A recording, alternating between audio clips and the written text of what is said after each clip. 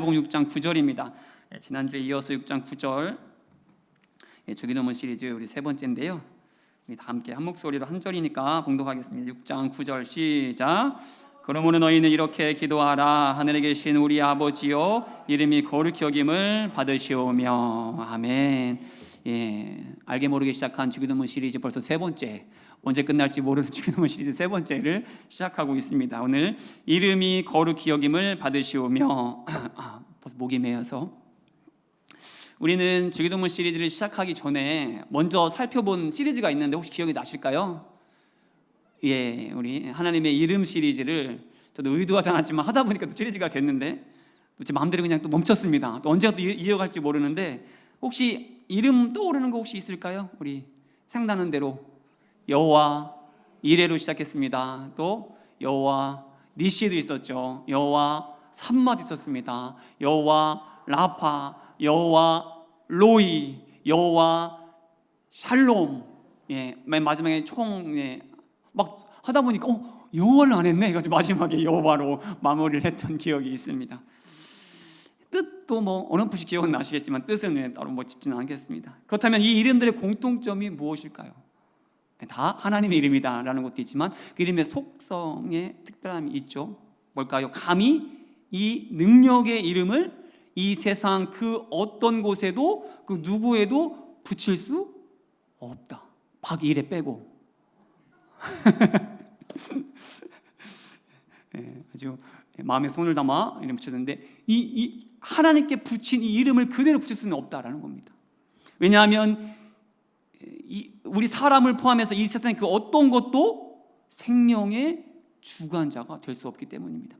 그 어떤 누구도 여기에도 저기에도 무소부재할 수 있는 그 누구도 이 세상 가운데 없기 때문이죠. 또 이 세상 그 어떤 것에도 그 누구에도 참 평안과 궁극적인 승리를 줄 수 있는 자가 이 세상에는 없기 때문입니다. 그래서 우리는 이러한 이름을, 우리 하나님의 이름을 통틀어 이렇게 정리하여 말할 수 있는데 바로 거룩하신 하나님이라고 우리는 고백할 수 있는 겁니다.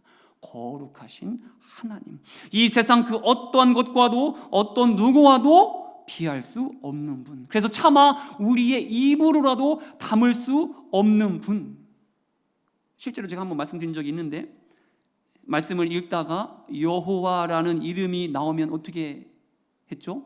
그대로 여호와, 야훼라고 읽는 것이 아니라 나의 주라는 뜻으로 아도나이라고 바꿔서 읽기도 했습니다. 그리고 성경을 필사하는 서기관들은 필사하다가 여호와라는 이름이 나오면 어떻게 했죠?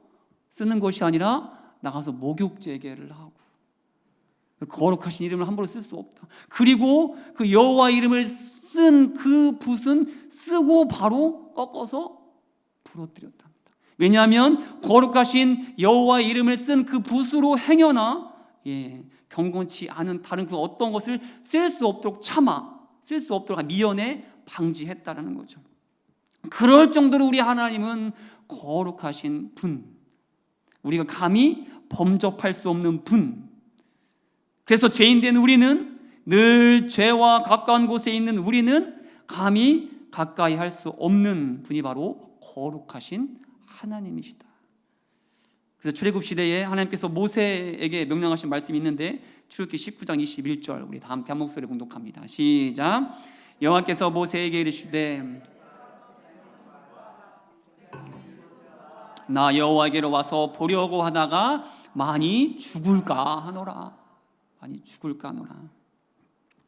그런데 오늘날 우리의 문제는 무엇입니까? 예수님께서는 오늘 우리에게 이름이 거룩히 여김을 받으시오며 라고 기도할 것을 가르쳐주고 계시는 겁니까? 가장 먼저 구할 것을 다른 그 어떤 것이 아니라 하나님의 이름이 거룩히 여김을 받으시오며 라고 기도할 것을 우리에게 가르쳐주고 계시는 겁니까? 이게 첫 번째 요청이라는 것, 간구라는 것 아시죠? 언젠가 했던 이야기일 텐데 제가 신학교 다닐 때에 아르바이트를 여러 가지 많이 했다는 이야기를 아마 금요일 때 했던 것 같습니다. 다들 기억은 못 하셔서 참 감사한데, 그중에 제가 알바를 하면서 참 신기했던 아르바이트가 있었는데 뭐냐면 곤지암에 가면 창고들이 엄청나게 많이 있지 않습니까? 그 창고에 가서 멀쩡하게 걸려있는 옷들을 제가 가위로 다 잘라서 버리는 알바를 무려 2주간 했었습니다.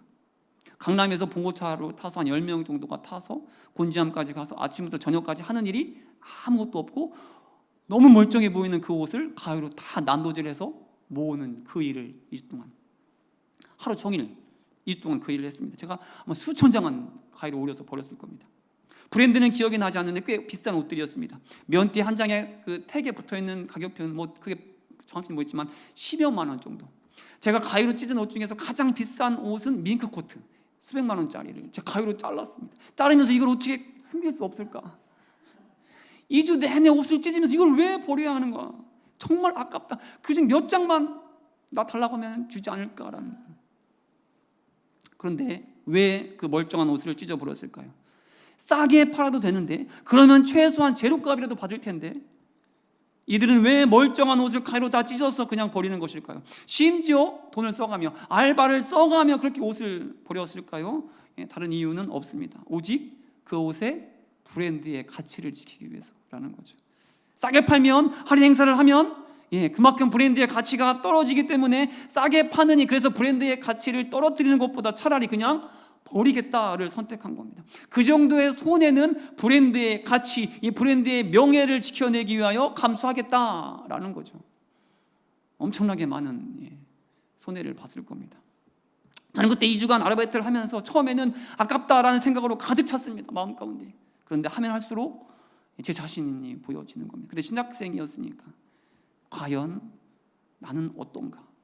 나는 하나님의 이름이, 거룩하신 하나님의 이름에 합당한 삶을 살아내고 있는가? 세상 속에서 하나님의 그 이름의 그 거룩하심, 높고 위대하심을 드러내기 위해 나는 어떠한 수고를 감당하고 있는가? 어떠한 손해를 나는 감당하고 있는가? 세상은 겨우 그 브랜드, 그 이름, 그 가치를 지켜내고자 그 브랜드의 이름의 가치를 땅에 떨어뜨리지 않게 하려고 멀쩡한 옷을 다 가위로 찢어서 버리고 있는 이 상황 가운데에 나는, 우리 세상에 믿는 자들은 과연 하나님의 그 거룩하신 이름, 하나님의 명예를 지켜내기 위하여 어떠한 수고, 어떠한 손해를 감당하고 있을까? 2주 내내 제 마음 가운데 제 스스로를 반성하는 시간을 가졌습니다. 로마서 2장을 보면 사도 바울이 당시 유대인들 향해서 이렇게 탄식하는 말씀이 나오는데, 로마서 2장 24절 우리 다 함께 한 목소리에 봉독합니다. 시작.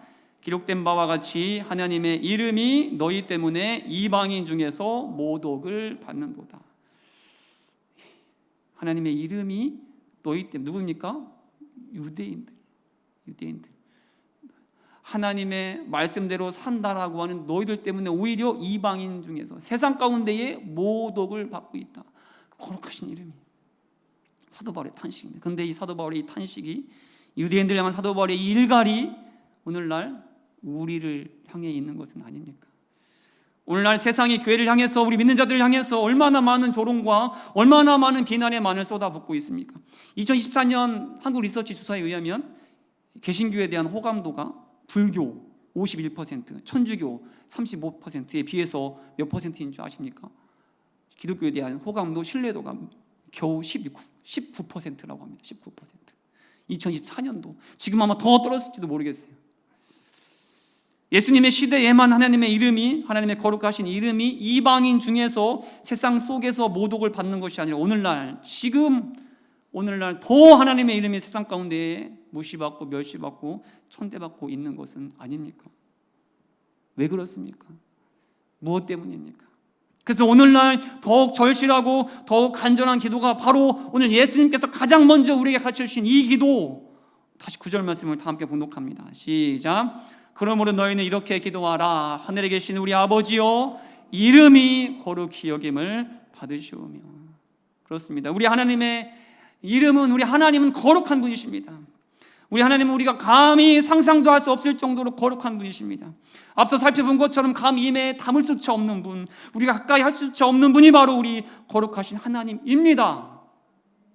그러니 이제 남은 것은, 이제 우리가 해야 할 것은 그 거룩하신 하나님을 우리가 세상 가운데에서 거룩하게 여기며 살아야 한다라는 겁니다. 세상 속에서, 지금 여기에서 우리끼리만 하나님 거룩하다라고 고백하는 것이 아니라 하나님이 없다라고 말하는 그 세상 가운데 나아가서 우리를 통해 거룩하신 하나님의 그 이름이 불려지도록 우리를 통해 여호와 이레, 여호와 니시, 여호와 삼마, 로이, 샬롬, 라파, 그 이름이 세상 가운데에 이 크고 놀라운 이름이 세상 속에서 높임을 받을 수 있도록, 찬양을 받을 수 있도록 우리가 구별된 삶을 살아내야 한다는 겁니다.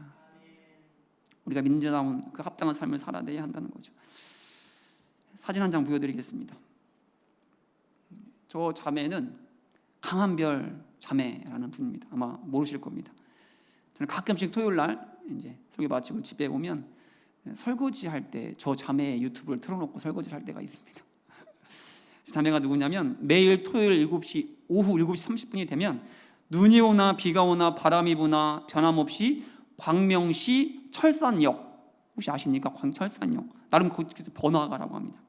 거기서 버스킹 예배를 하는 자매입니다. 무려 9년 동안 변함없이 매주 토요일 저 자리를 지켰습니다. 저도 보면은 비가 오면 우산 쓰고 합니다. 눈이 오면 마찬가지로 우산 쓰고 눈 맞으면서 그냥 합니다. 변함없이 토요일 오후 7시 30분. 자매가 왜 저 자리에 섰을까요? 예배할 장소가 없어서 거리에서 버스킹 예배를 하는 걸까요? 아니면 자신의 노래 실력을 뽐내려고 저곳에서 예배하는 겁니까? 저곳은 보다시피 번화가 한복판입니다. 주변에는 보다시피 술집으로 가득하고 식당으로 가득하고 노래방으로 가득합니다. 특히 이 자매가 버스킹하는 그 토요일 7시 30분은 사람들이 가장 많이 모여드는 곳입니다. 술 마시려고, 놀려고, 클럽 가려고.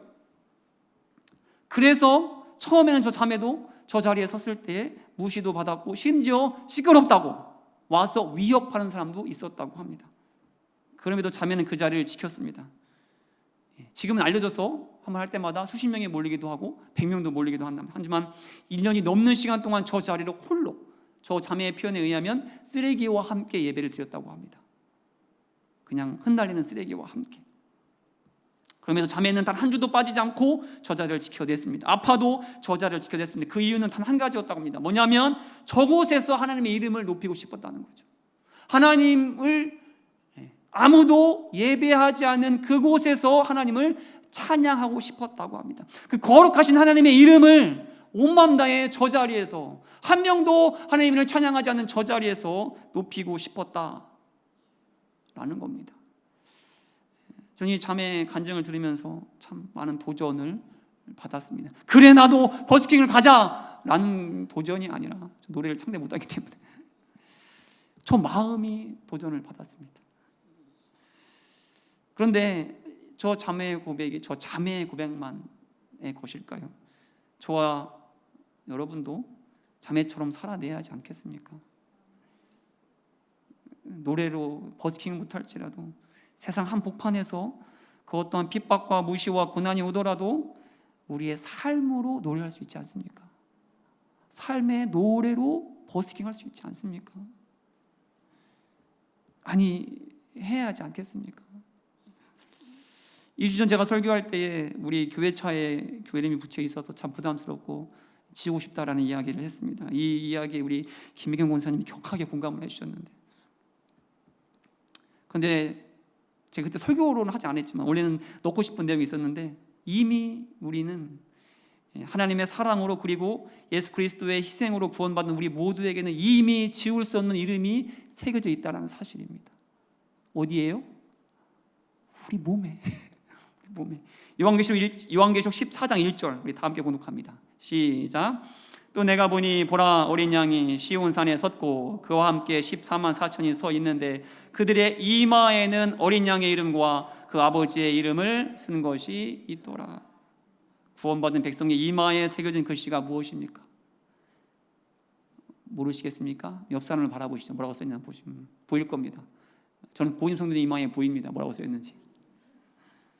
어린 양의 이름과 그 아버지의 이름, 예수 그리스도와 하나님이 다 써 있습니다. 은정아 써 있어.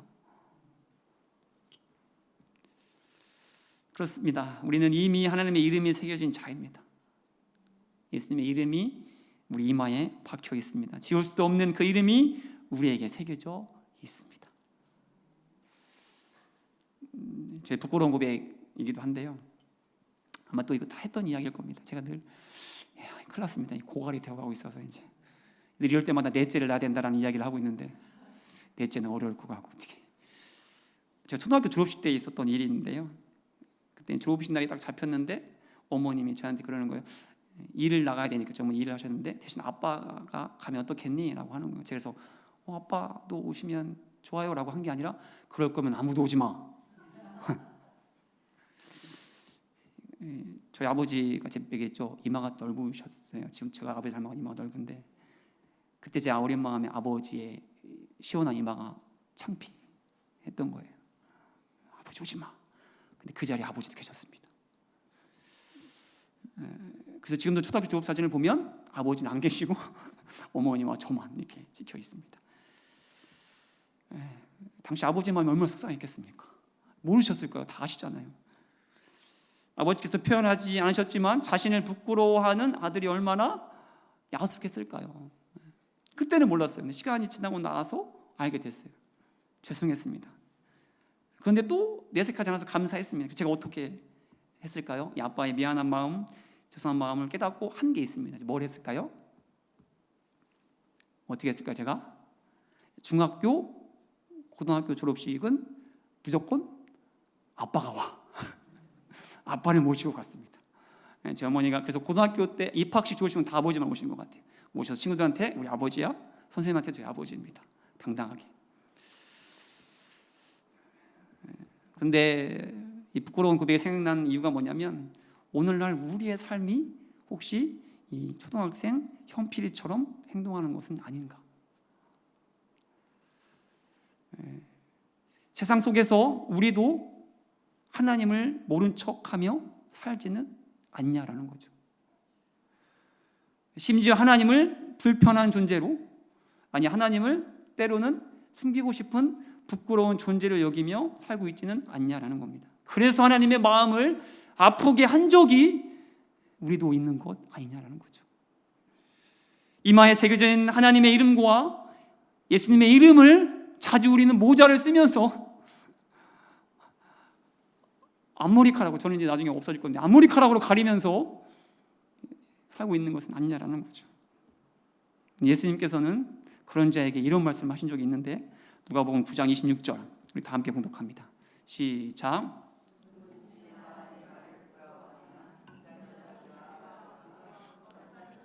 영광 어려울 때에 그 사람을 부끄러워하리라. 또 누가복음 12장 8절 9절입니다. 다 함께 봉독합니다. 시작. 내가 또한 너희에게 말하노니 누군지 사람 앞에서 나를 시인하면 인자도 하나님의 사자들 앞에서 그를 시인할 것이요 사람 앞에서 나를 부인하는 자는 하나님의 사자들 앞에서 부인을 당하리라. 두렵지 않습니까? 그렇습니다. 세상 속에서 하나님의 이름을 자랑하는 우리가 될 수 있기를 축복합니다. 세상의 한복판에서 하나님의 이름을 당당히 고백하며 시인하는 우리의 삶이 될 수 있기를 축복합니다. 그럴 때 우리도 우리를 자랑스럽게 여기시는 그 하나님을 경험하게 될 겁니다.